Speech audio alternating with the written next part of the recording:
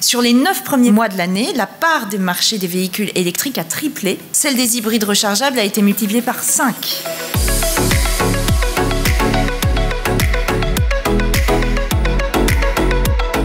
Il fallait effectivement résoudre un des blocages majeurs, la confiance du consommateur en termes d'infrastructures physiques et notamment de bornes de recharge.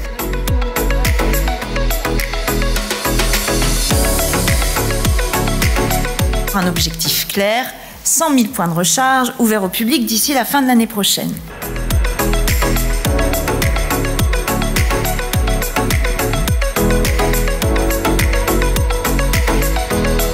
C'est du gagnant-gagnant, c'est-à-dire que Lidl attire des clients qui viennent pour faire leurs courses et les clients vont aussi pouvoir bénéficier d'une recharge et d'une recharge gratuite, puisque je rappelle qu'un véhicule électrique, certes, coûte un peu plus à l'achat, mais par contre, après, quand on l'utilise à la consommation, il coûte beaucoup moins cher.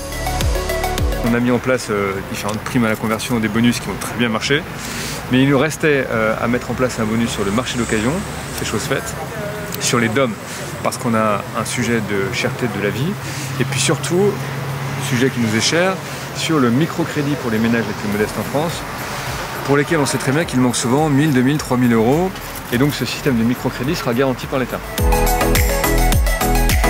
On a annoncé que sur la prime à la conversion, on allait sortir les véhicules diesel, puisque on essaye d'avoir une cohérence dans ce qu'on fait, si vous voulez. Et quand on veut baisser les émissions de gaz à effet de serre et favoriser les véhicules électriques et les véhicules hybrides rechargeables, ça n'a pas de sens de continuer à subventionner du diesel. Donc on est en train de rentrer dans une nouvelle ère, et ce qui est sympathique dans cette matinée, c'est qu'on voit que tout le monde prend sa part. L'État y prend sa part, mais aussi les autres acteurs, et c'est important de le montrer.